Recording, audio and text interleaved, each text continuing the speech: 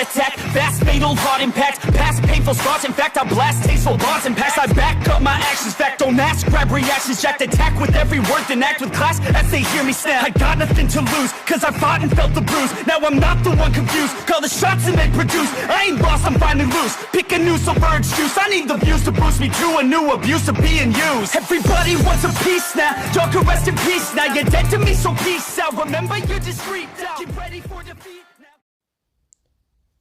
Alrighty. Hello everybody. This is Kyusho here, and now, before we do continue, I do have a few things to say before we do begin. Now, first off, in the last part, we had Bakugo and Izumi.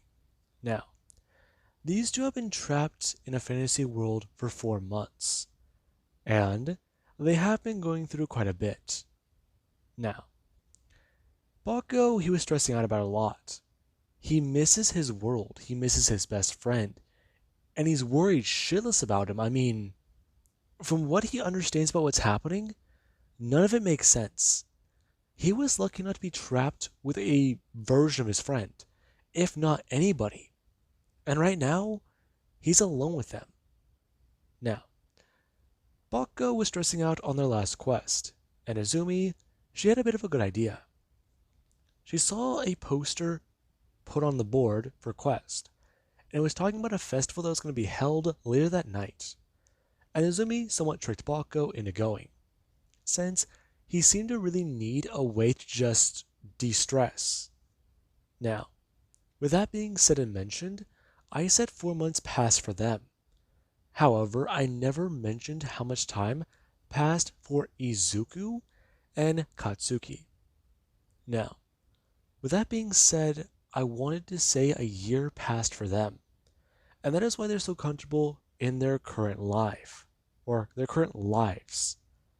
Now, with that being said, we actually will be going a bit further on into the future.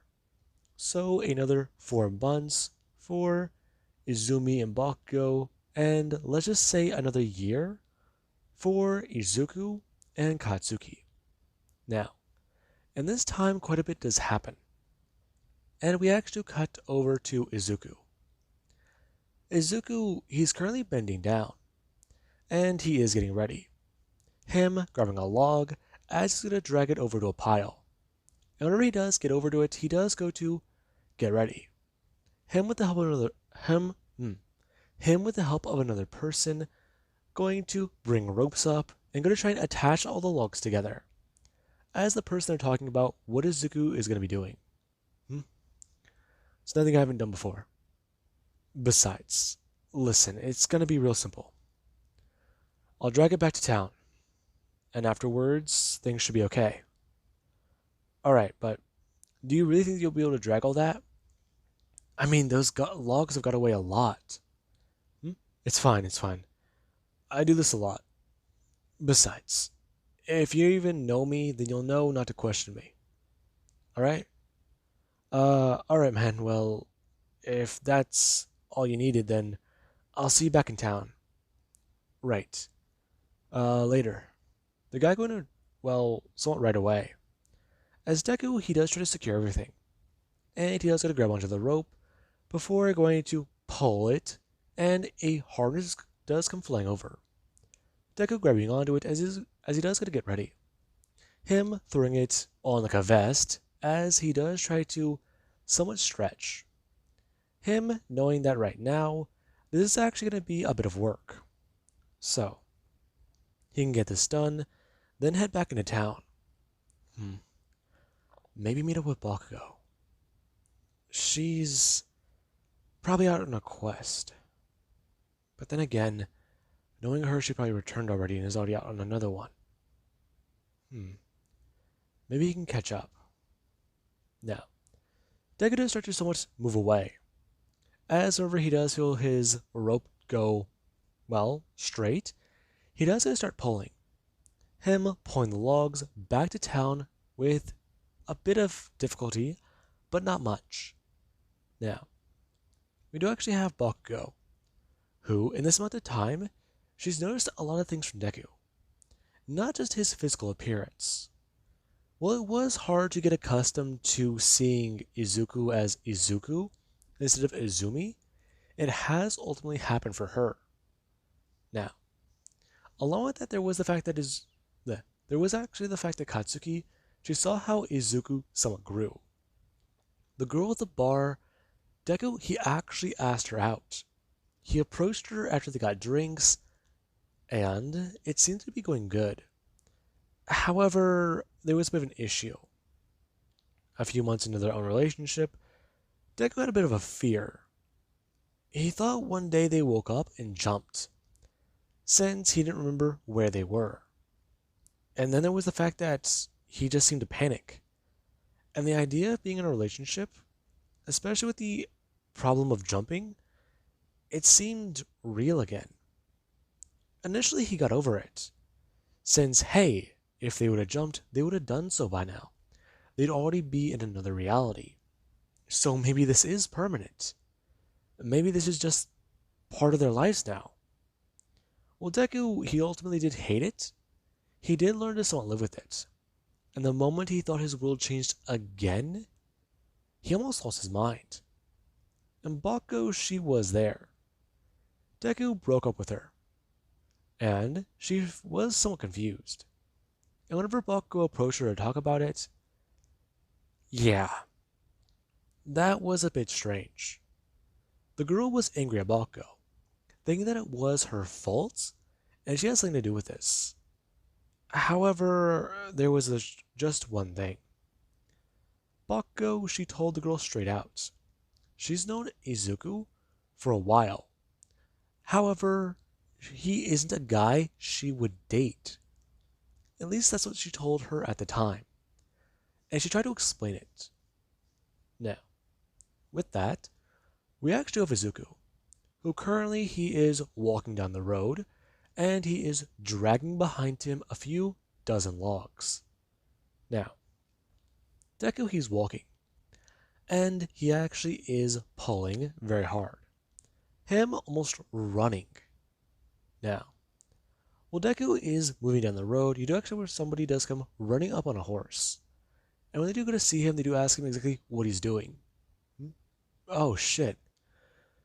I thought you were in town. No, I'm not. I just got done with my quest. I thought you'd still be out there. No, no. I I went to go help. Guy at the inn, he cuts us a break. Besides, since we've helped out his business a bit, he's cutting us some slack, so I wanted to do something nice for him. This stuff, we're gonna get it back, cut it up, and then chop the logs we do have. And hopefully store it for the winter. Since that one got pretty cold. Yeah, right. Okay. So what next? Uh, well, I've been working since sunrise, so maybe a beer? Right. Well, you're right about that. Might as well. Now, Bakugo should someone talk to Deku, as he does walk back into town. And right now the two are both somewhat debating it. Deku does still bring it up. Does Bakugo ever think they're going to jump again? Move again? I don't know. It's been almost 2 years since the bandit camp. Right. That's what I keep thinking about. You think about it? Yeah. I mean, a lot's happened since then. And we just seem to be, well, stuck, right? Maybe. But we can't think like that. Can we, though? I mean, besides, if we're stuck here, then what else can we do? I don't know. But what do you mean by that? I mean, seriously. We have been here for how long? And then the day I thought we jumped, we really just got completely fucking drunk. And I woke up in a forest. I mean, granted that was my mistake, but seriously, I don't get it. I just, if we're stuck here, can we ever live normal lives again? Izuku, I don't know. I'm glad I can confide in you, Bakugo. You always seem to have my back. Right. Right. Now, Bakugo, she does go to somewhat smile. However, at the same time, she also does go to look away. Since Deku, yeah. She's been seeing him a little bit different. And she's not really too sure if it's her memories of just working with him in this timeline, or if it's because of genuine interest. I mean, the two worked together before, and from what she can tell, Deku, he's talented, he's ambitious, he's ruthless, and he's certainly charming. Now, that's something that Bakugo does know.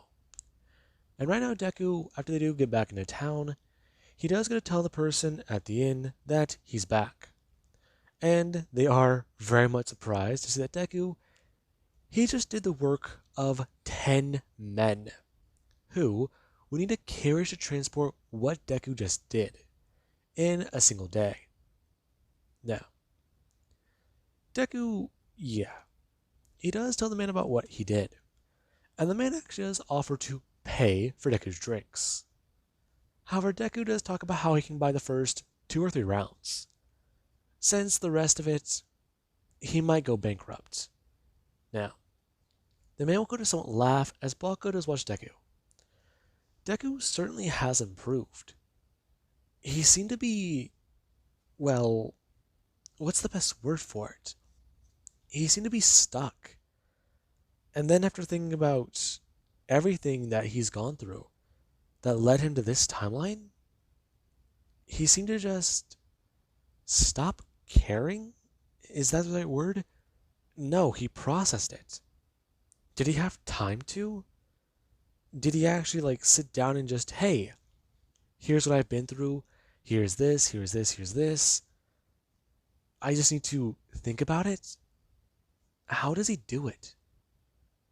Now, that's what Bakugo is thinking. As Deku, he does go to walk up and go to bring up his hand. Him actually pulling himself up and onto the horse. As Bakugo just going to somewhat snap out of her daze. Hey, you alright? Yeah, sorry. Just thinking. You sure? Yeah, so we going to the tavern now? Oh yeah. Besides, I'm thinking about going out fighting later. Really? Yeah. I mean, can't be that bad, right? Probably not. But are you sure? Yeah, I'm pretty sure. Now, we do actually cut over to Bakugo and Izumi, where these two, they actually have been through a little bit more. They have both found out a lot about this own timeline. In this timeline, Bakugo and Izumi, they were just from a village. Bakugo's father was a commander, and he was a part of the Holy Knights. However, Izumi, her father, he did something bad. He may or may not have betrayed Bakugo's dad when the two were on guard one night. And after finding this out, Bakugo, he killed her dad. Now, Bakugo, he was surprised by this. This version of himself has blood on his hands. And then there's actually Izumi. Izumi tried to think about that. The moment she found out this information, she screamed and yelled at Bakugo. However, there was the fact that learning it, that was also just as strange. She felt like everything was off. And, well, that's just it. It felt wrong to know. Now, we do actually have where Izumi does go walking up to a lake. And right now she does go to sit down. Her wondering about exactly when they will reappear. They know that they're here. However, scheduling a meeting with them hasn't been easy. And right now, they are late. Now, Izumi hangs on a minute. However, she does get to see them rise up and out of the water. She does get to step forwards. Her stepping onto the lake water as it's completely solid. And Izumi, she does get to look down at it. It is the color of obsidian black. And right now, it's solid, just like the ground that she was walking on. However, it does go to, what, vibrate when you step on it? That's the weird part. And she's going to step forwards, her walking directly up to a large creature, which it itself is made out of a pillar of darkness. And it does going to look down directly towards Izumi, asking if she wishes to know more. I do. I wish to know what is going on. Well, this is interesting. What do you wish to know? Anything specific? I wish to know my future.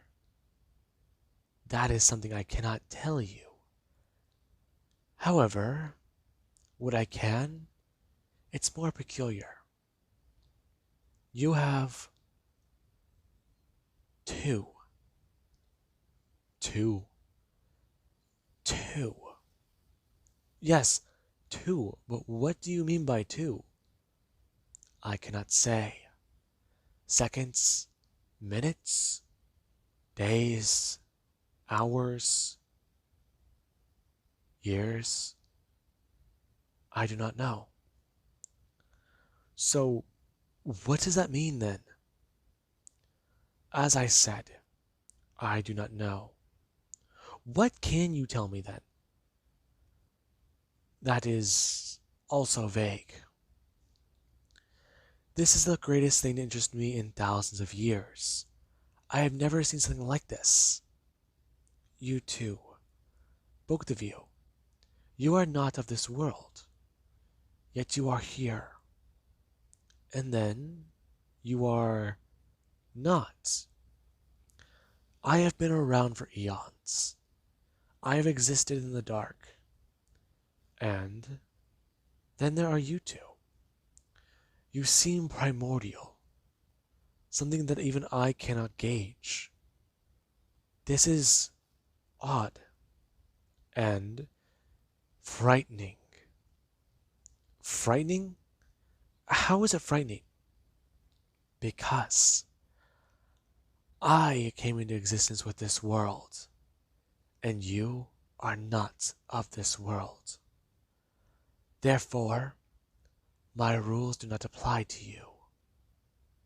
So, okay, what does that mean? It means that even a god can't answer your question. At least, not a well-known one. What are you talking about? Seek someone higher. Seek someone of more knowledge. This subject eludes me. If you cannot, then you may have to consult the elves. The elves, they've been keeping documents for eons.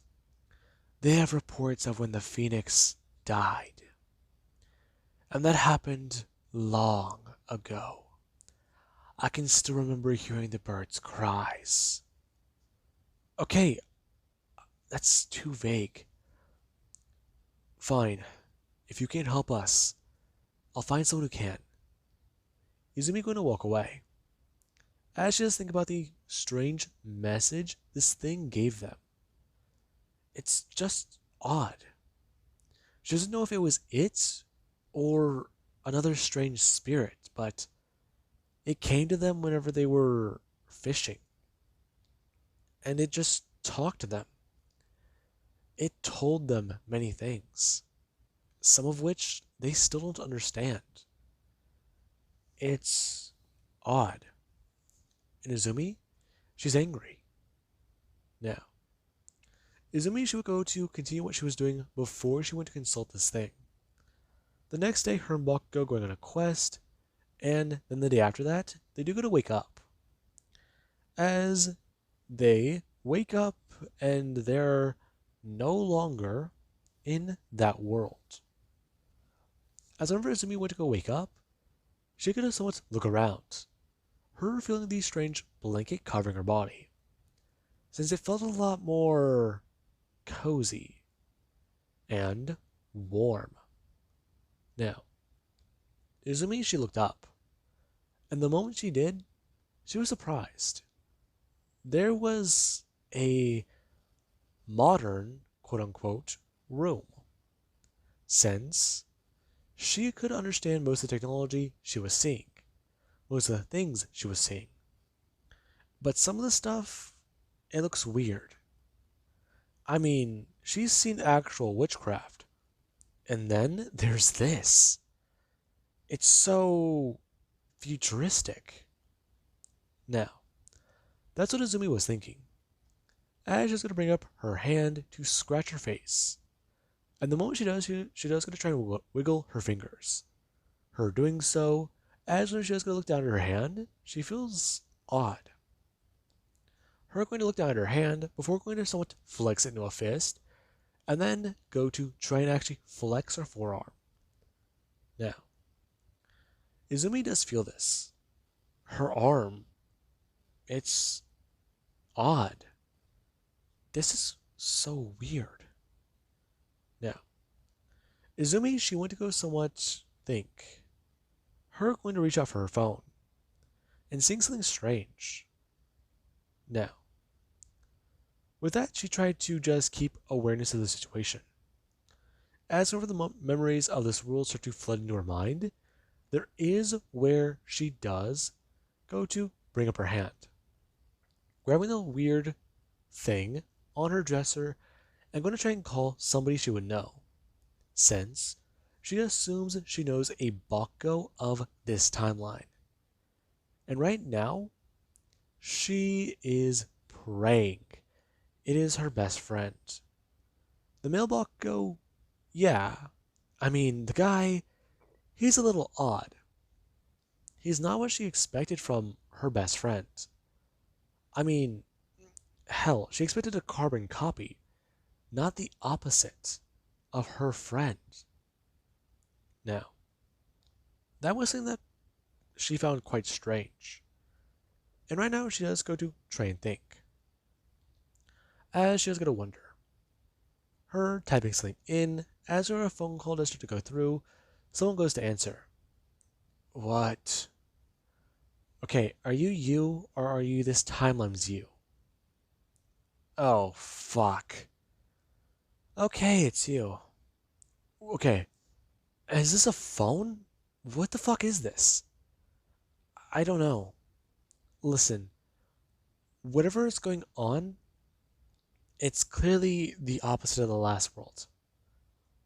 Do you know where you are?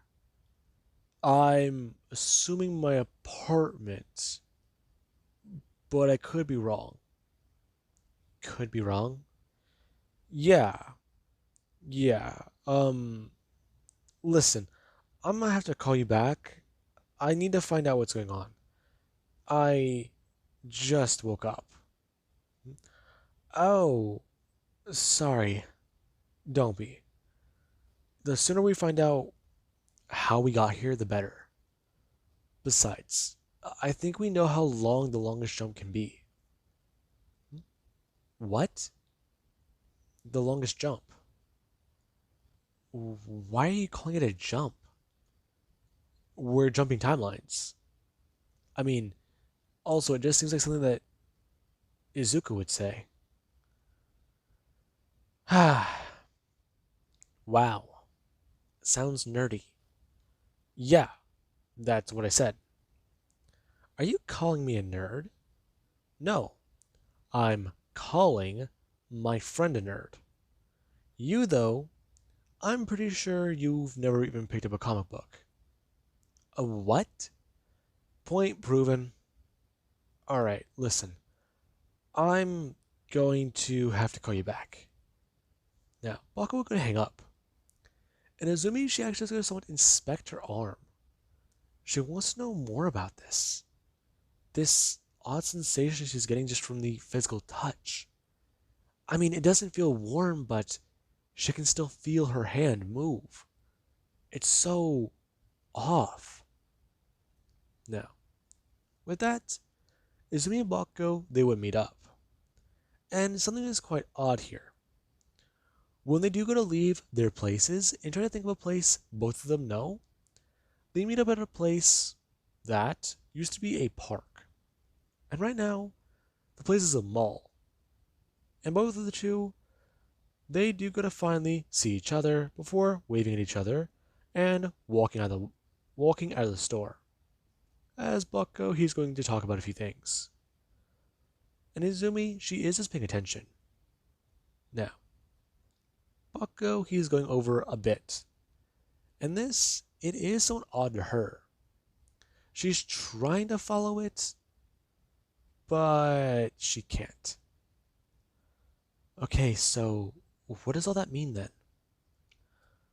I don't know, but you don't think it seems odd? I don't.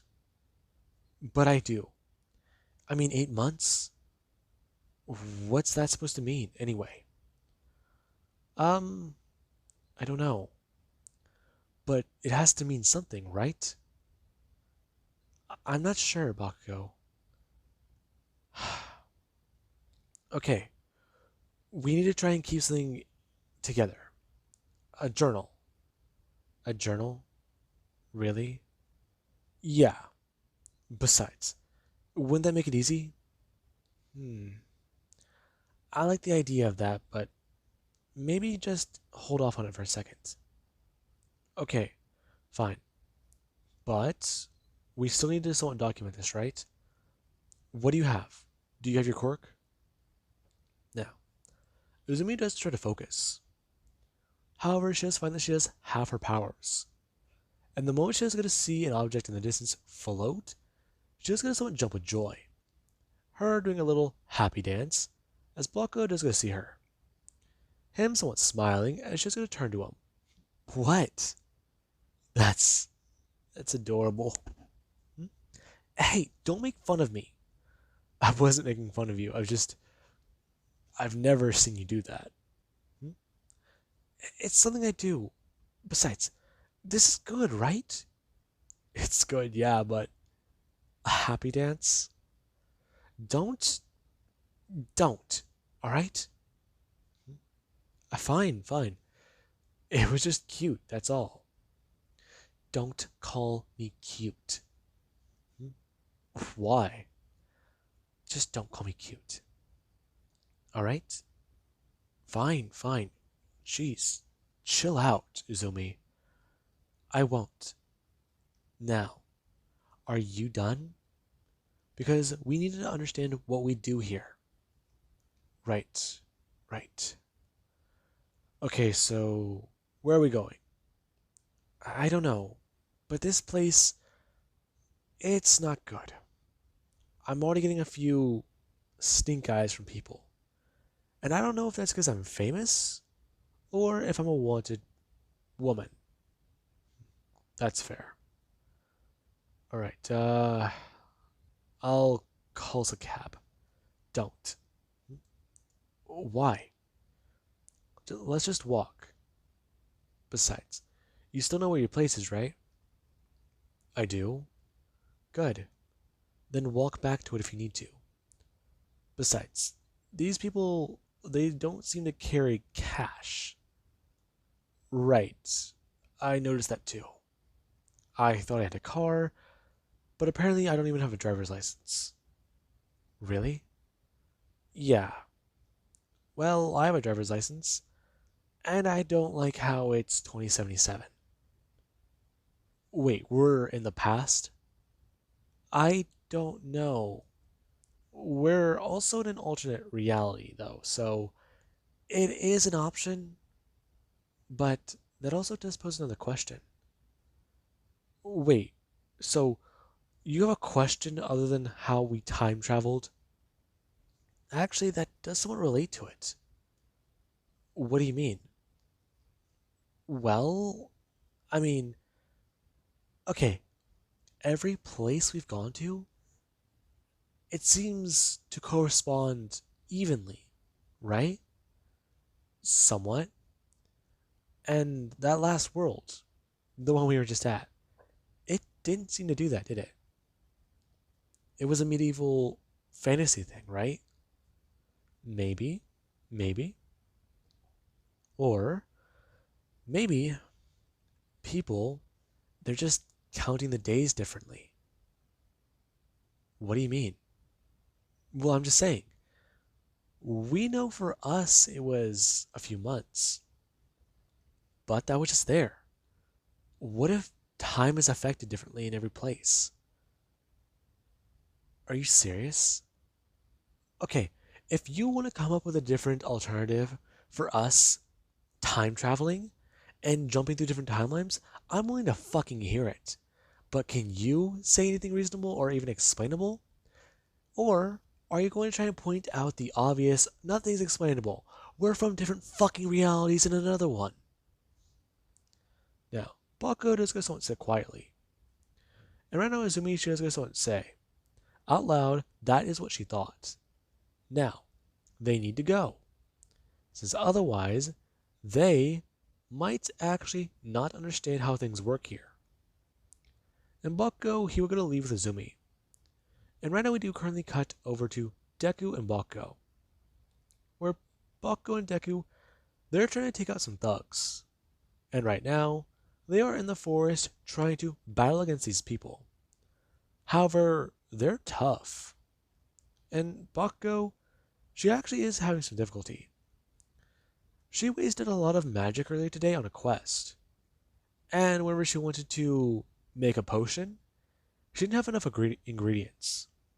And she didn't really want to run all the way back to town to try and get the ingredients to craft a potion. So what she did was not craft it at all and try to rely on her natural skills. However, there was a bit of an issue with that. She is more of a caster. She will use magic rather than her own hands in combat, since it seems to be far superior.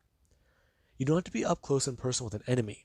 You aren't within stabbing distance, and if you're far enough away, they can't even use a spear to try and hit you. They could try to aim an arrow, but in the time it takes to aim an arrow, you can move and zigzag. So it would be very pointless. And right now, she actually is fighting against a few people, as she is going to bring up her blade and block a few blows as somebody they try to fire an arrow at her. Her dodging out of the way, as she has to turn, spin, and kick the person directly in the chest, them flying backwards, as there actually is Deku, who currently he is using two different weapons, a battle axe and a short sword. Deku using both in one hand, or one in each hand. Now, Deku, he actually is going to bring up his hand, dodge with the battle axe, and then going to bring up and slash or attack with the other weapon. And right now, he's doing pretty well. He has more physical combat experience. And Bakugo, she isn't bad at it, it's just not practiced. Now, this is where Bakugo, she actually is dodging out of the way, as somebody is going to fire an arrow off directly at her and wait. As while she is trying to dodge out of the way and basically not be backed in the corner she's been backed into, she does have an issue. She's going to dodge an arrow and go to block a blow.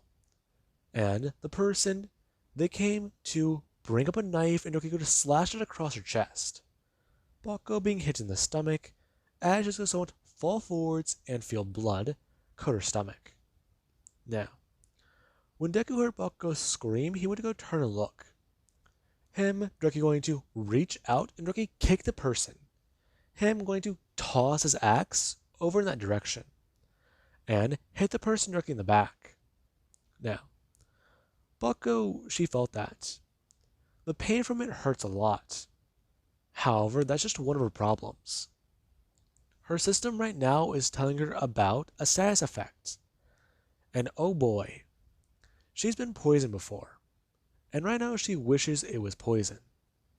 While it does get annoying to deal with, there is the fact that it's easier to move. Since right now, she has been paralyzed. Now, she actually is trying to just stay safe.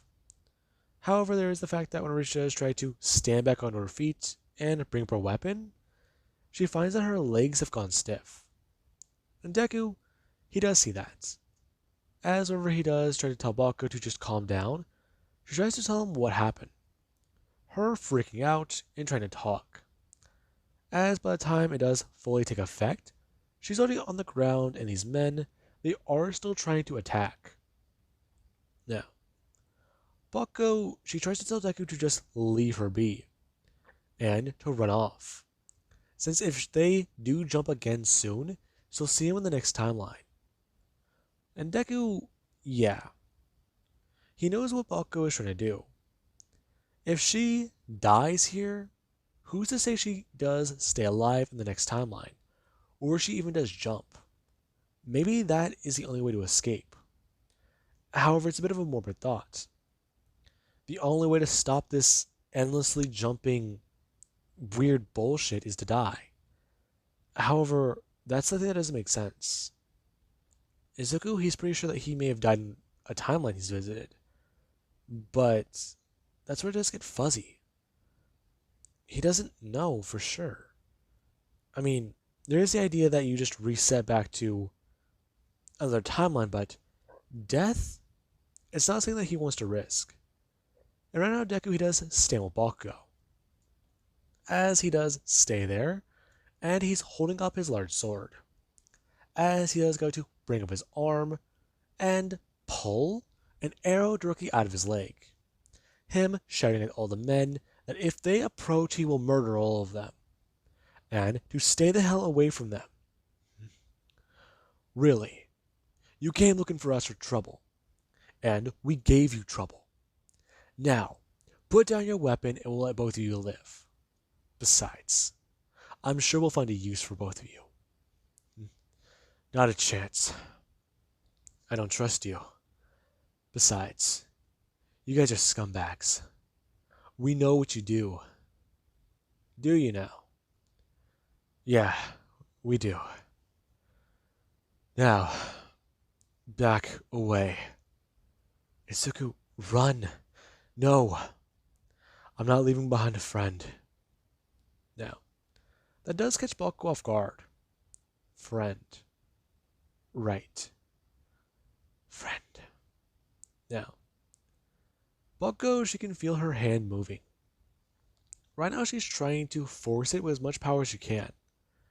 However, that's just the issue. And right now, she does try to aim it.